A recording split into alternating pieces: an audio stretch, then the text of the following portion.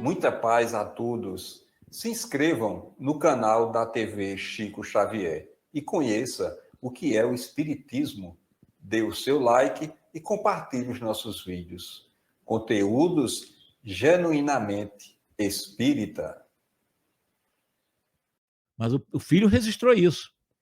Quando ele ouviu essas palavras, que se fizeram seguidas por terrível jacto de força hipnotizante, ele, o mísero estivador, né, foi para a rua, né, para a via pública, e, sugestionado pela maldição recebida, bebericando para esquecer, ele foi beber mais ainda, e meio tonto, cambaleante, né, acabou realmente sendo atropelado por um bonde no qual veio a perder o braço dele. Ele foi atropelado, não morreu na hora.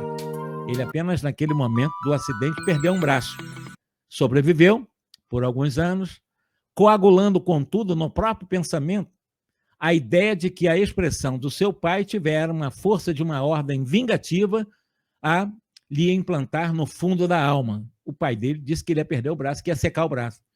E ele ficou aquilo como um peso na consciência. E por isso, ao desencarnar, ele recuperou o membro, né, que tinha sido mutilado, o braço, mas o braço estava ali, preso, ressecado, inerte, no corpo do perispírito. Então, era um perispírito com um braço ressecado, um braço sem função. A mente dele fez com que o braço se ressecasse, em função dessa maldição que seu pai lhe jogou do tapa que ele recebeu. É um caso de reajuste difícil, claro, né? E que vai reclamar da espiritualidade, qualquer pessoa tarimbada, tempo, tolerância, para recuperar um braço nessas condições, um braço do perispírito. Ele estava com o braço ressecado, não existia o braço dele normal. Como é que você trata um espírito desse? Né? Porque ele trazia na mente dele, subjugado, o remorso com que ele acabou ambientando, né, a maldição que ele recebeu do pai. Por isso que um espírito nesse nível exige muito carinho para se refazer. E o André Luiz ainda perguntou, né, se ele poderia utilizar, por exemplo, um médium, né, uma organização mediúnica que poderia transmitir para ele, né, por exemplo, a sensação de que se acha investido, ou seja, ele vai, se incorpora lá, um médium psicofônico, está com o braço ressequido, se o médium vai sentir que o braço está ressequido, está seco, o braço direito. O Aulo disse que sim, o médium vai sentir, com certeza, refletirá num instrumento de um médium psicofônico passivo as impressões que possuem, nos processos de imanização, quer dizer, um processo de atração, né, em que se baseiam os serviços de intercâmbio. E nesse momento ainda disse o seguinte, André, nós precisamos estudar muito a questão da mediunidade, a questão da assimilação, da desassimilação das correntes mentais. E, nesse momento, o André Luiz só está perguntando, não tinha começado o trabalho ainda não, tá? E estava descrevendo os personagens que estavam ali, né? Vai começar o trabalho agora. O dirigente desse trabalho chama-se Raul Silva.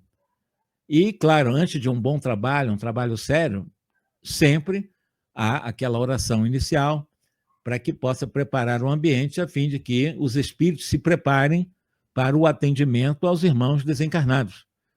E, nesse caso, na próxima semana, eu vou entrar nesse capítulo 5 para analisar capítulo por capítulo. Eu estou fazendo questão de não querer correr muito para que nós possamos gradualmente ir aprendendo os detalhes. Hoje aprendemos bastante. Aprendemos a questão de assimilação, desassimilação, nós temos um caso de amnésia, temos um caso de um braço ressequido, e espíritos que vão ser atendidos, e foi perguntado como é que será um médium recepcionando um espírito que está com amnésia profunda, um outro que está com o braço ressequido, como é que se dá, como é que se trata isso, como é que nós vamos tratar essas questões. E, a partir desse momento, vai começar o trabalho mediúnico, ainda não começou, está se analisando as entidades que vão ser atendidas nesse trabalho de hoje, do qual o André Luiz, o doutor Hilário, mais o Aulo estão ali. O Aulo é o grande instrutor. Esse Raul Silva é o dirigente encarnado. E existe um outro desencarnado que é o diretor, né, o irmão Clementino. Né? Clementino, ele é o espírito diretor do trabalho. O Raul Silva é o dirigente encarnado e o Clementino é o dirigente desencarnado.